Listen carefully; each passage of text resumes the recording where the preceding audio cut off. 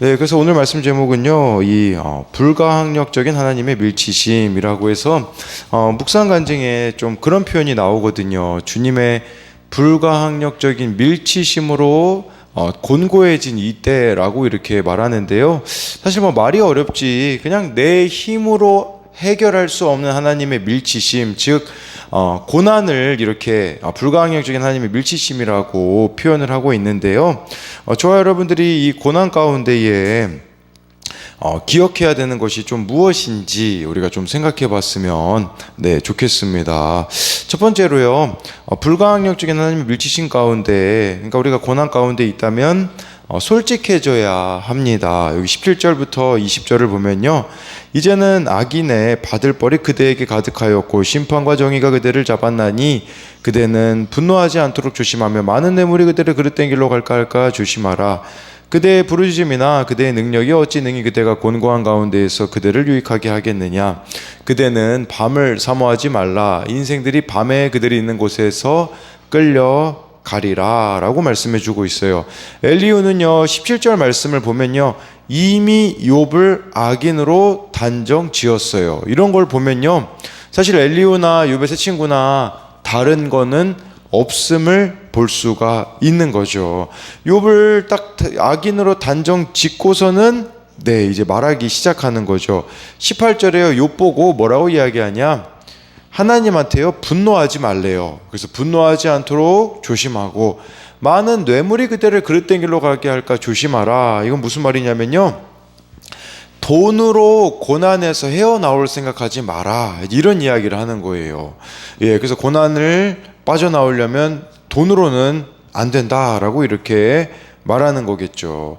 19절에는요, 욥이 막 하나님 말씀에 항변하잖아요. 그대의 부르짖음, 또 그대의 능력이 이 곤고함 가운데서 유익하게 못한다라는 것은 무슨 말이냐면, 지금 욥이 시도하고 있는 방법은 잘못된 방법이기 때문에 실패할 수밖에 없다는 식으로 이야기를 해요. 그러면서 20절에 엘리후는 욥에게 밤을 사모하지 말라고 합니다. 어둠의 자신을 던지지 말라는 것이에요. 우리가 힘들면 하나님이 기뻐하지 않으시는 방법으로 문제를 해결하려고 하잖아요. 그런 방법을 쓰지 말라는 거예요. 근데요, 이 엘리후가 지금 문제점이 뭘까요? 아는 척 하는데 있다라는 거예요. 엘리후는 욥에게 하나님의 뜻과 방법을 받아들여야 된다라고 계속해서 주장하고 있는데, 사실 엘리후도 하나님의 뜻과 방법은 알지 못한다라는 것이에요. 여러분들이 아마 그 척척 박사라고 들어봤을 거예요. 이 척척 박사는요, 어떤 질문이든 척척 대답해 주는 사람이나 어떤 문제든 해결해 주는 사람을 척척 박사라고 하거든요.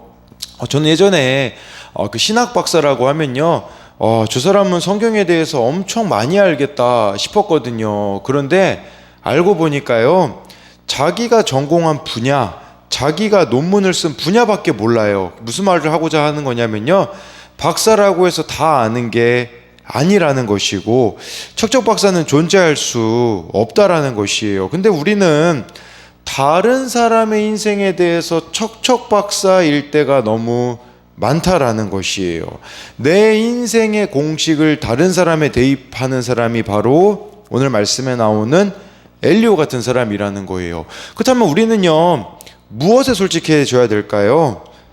나는 하나님의 뜻과 방법을 솔직히 모른다는 사실에 솔직해져야 된다라는 것이에요.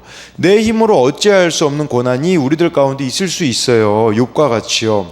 내 힘으로 어찌할 수 없는 악이 있을 겁니다. 내 힘으로 어찌할 수 없는, 변화시킬 수 없는 인생들이 여러분 주변에 있을 수 있어요. 그럴 때면 우리가 주로 하고 싶어 하는 것은요, 답을 내리고 싶어 해요. 왜 이런 일이 있는지 이유를 찾고 싶어 하거든요. 그런데 솔직히 모릅니다. 하나님의 뜻도 모르고 하나님이 어떤 방법으로 인도하실지도 우리는 알 수가 없어요. 19절 20절을 보면 지금 엘리후가 욥의 모습을 보고 자기 생각대로 판단한 거거든요. 그대의 부르짖음이나, 이 말은 무슨 말이냐, 욥의 부르짖는 모습을 봤다라는 거죠. 20절에 밤을 사모하지 말라. 저는 이 19절 20절이 욥이 어떤 모습이었을까를 좀 상상해 봤거든요. 물론 엘리후는 안 좋은 쪽으로 해석을 했잖아요.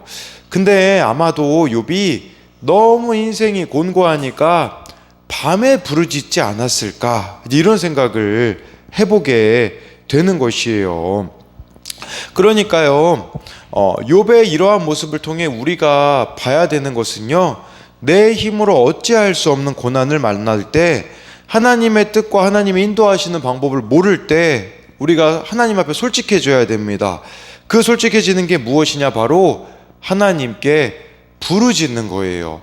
곤고한 가운데에 밤에 어둠의 시간을 지날 때에 저와 여러분들이 부르짖어야 된다라는 거예요.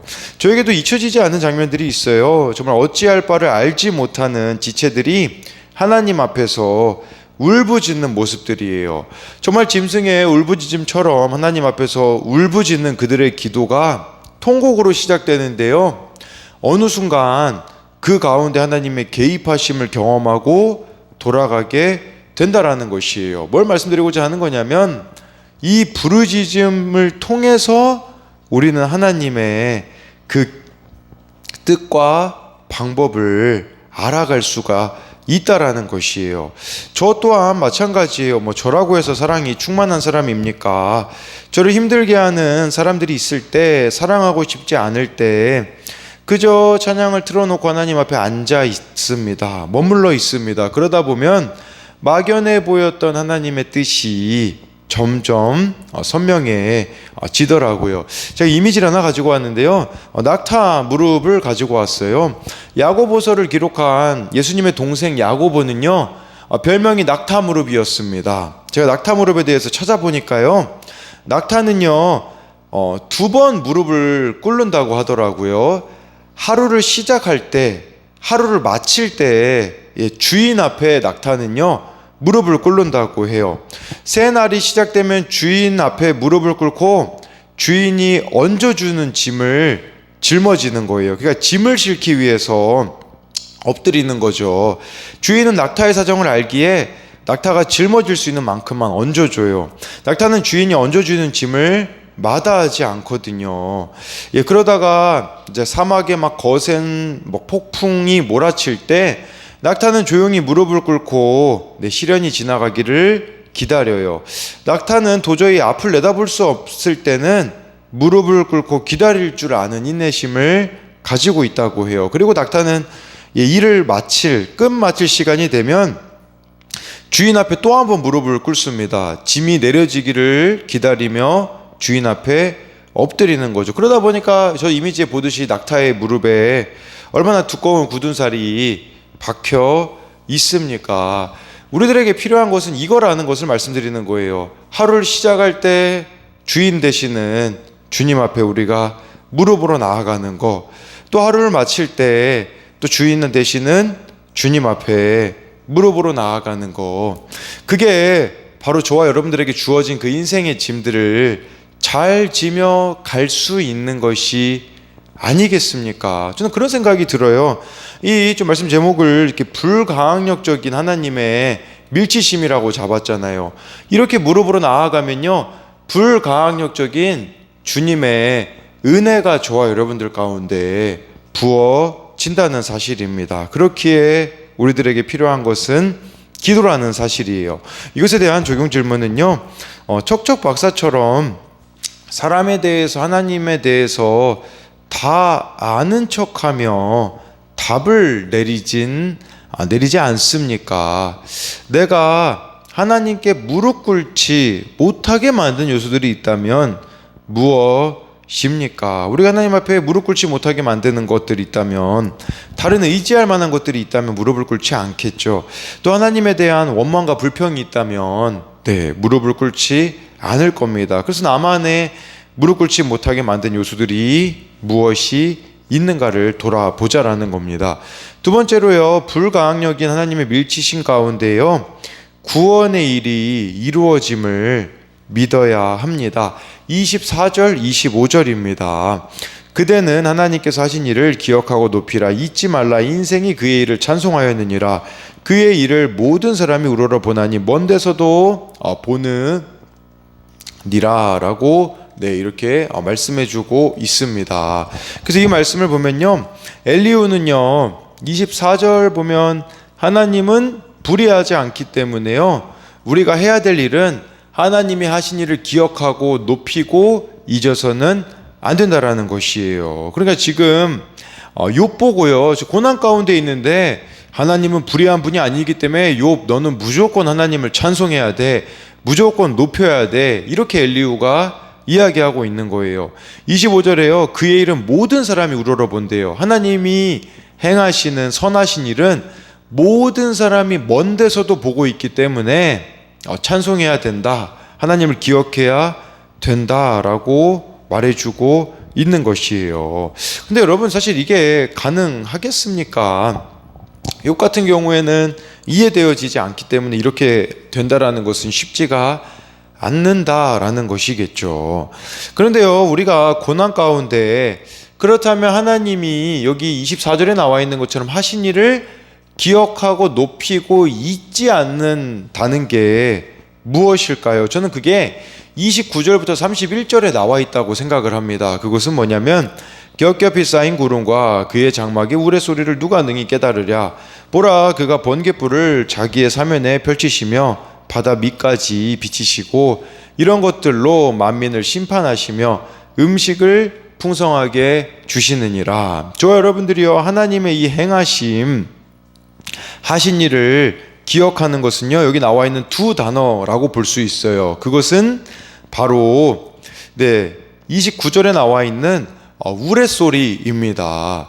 여기 보니까 겹겹이 쌓인 구름과 그의 장막에 우레소리를 누가 능히 깨달으라. 이 엘리후 같은 경우는 하나님의 신비한 일, 이해할 수 없는 하나님의 활동에 대해서 묘사한 게 29절부터 31절이거든요. 이 우레소리 같은 경우는요, 사실 비 같은 경우는요 자연현상이기 때문에 누구나 이제 눈으로 관찰할 수 있잖아요. 그러나 하나님이 거하시는 구름으로 둘러싸인 장막에서 나오는 우레소리는 누가 능히 깨달으랴, 아무나 이해할 수 없다라고 말해주고 있어요. 또 30절 31절에서 주목해 봐야 되는 것은 번갯불이거든요. 엘리후는 하나님이 번갯불을 사방에 보내셔서 사방 구석구석을 바다 밑까지 다 비친대요. 이 번갯불을 통해서 비추어지지 않는 곳이 없다라는 뜻이거든요.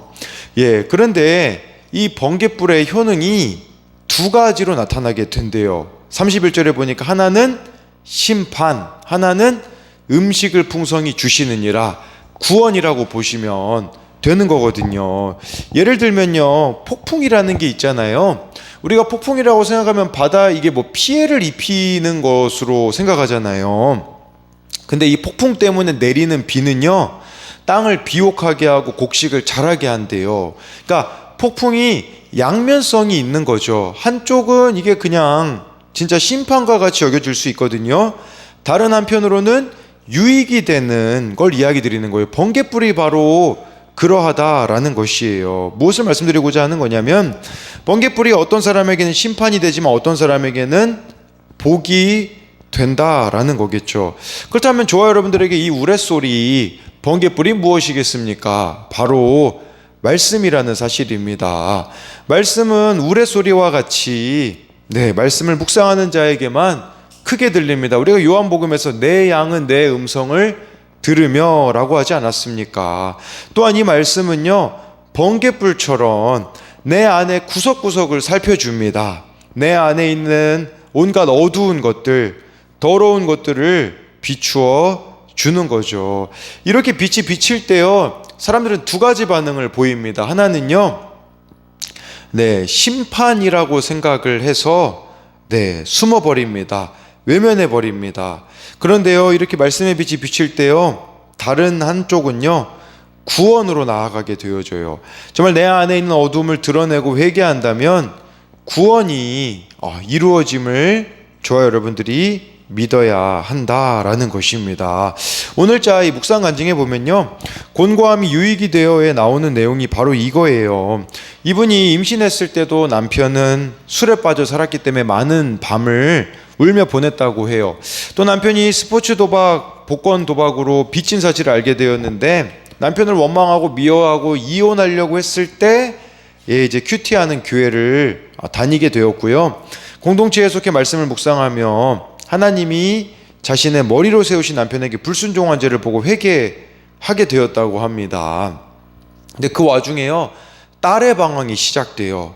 중학생인 딸은 음주, 가출, 자해, 음독을 하며 방황하며 어려움을 겪었지만 이분은요, 자신의 구원을 위해 딸이 수고하고 있음을 깨달았대요. 그러니까 이분은 심판으로 본 게 아니에요.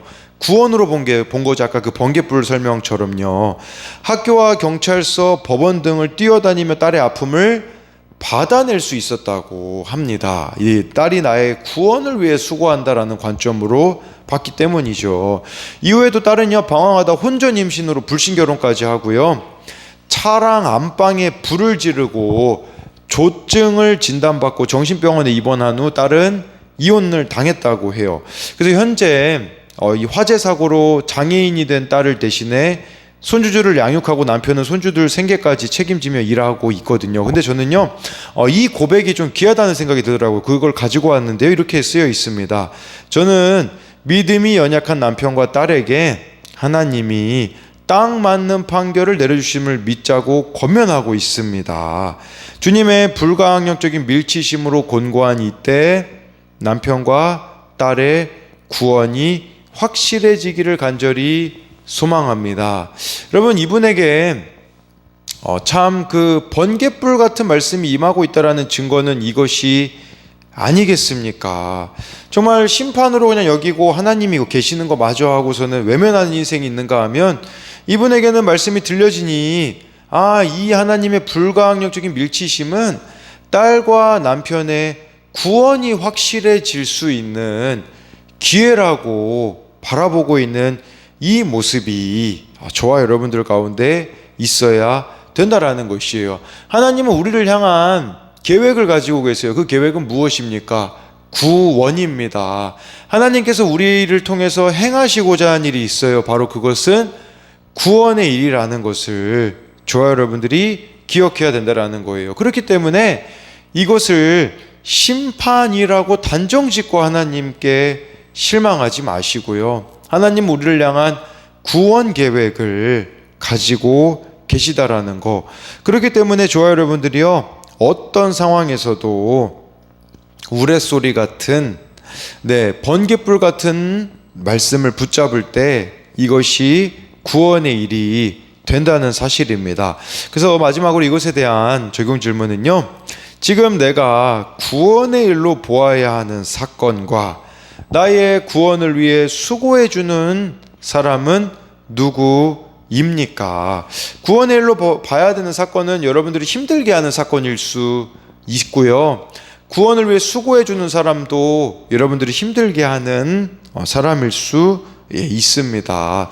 당시에는 심판인 줄 알았는데 우레소리 같은 번갯불 같은 말씀을 통해 구원의 일이 된 것이 있습니까? 그냥 내 생각으로는 이거는 심판과 같은 일이었었어요. 근데 말씀이 깨달아지니 이게 마땅히 있어야 된 일이었구나, 이제 와서는 그게 구원의 일이 되었구나 라면서 저와 여러분들이 깨달은 것이 있는가를 묻고 있습니다. 그렇기 때문에요, 저와 여러분들이 이 불가항력적인 밀치심과 같은 고난이 있을 때 한쪽 면만 보지 않으셨으면 좋겠어요. 다른 한쪽에는요, 불가항력적인 하나님의 은혜가 우리를 기다리고 있다라는 것을 기억하심으로써 정말 오늘도 낙타 무릎처럼 낙타가 아침 저녁으로 무릎 꿇는 그 무릎을 기도의 자리를 사수하시고요, 정말 저와 여러분들이 오늘도 말씀이 크게 울려 퍼지는 하루가 되기를 소망합니다.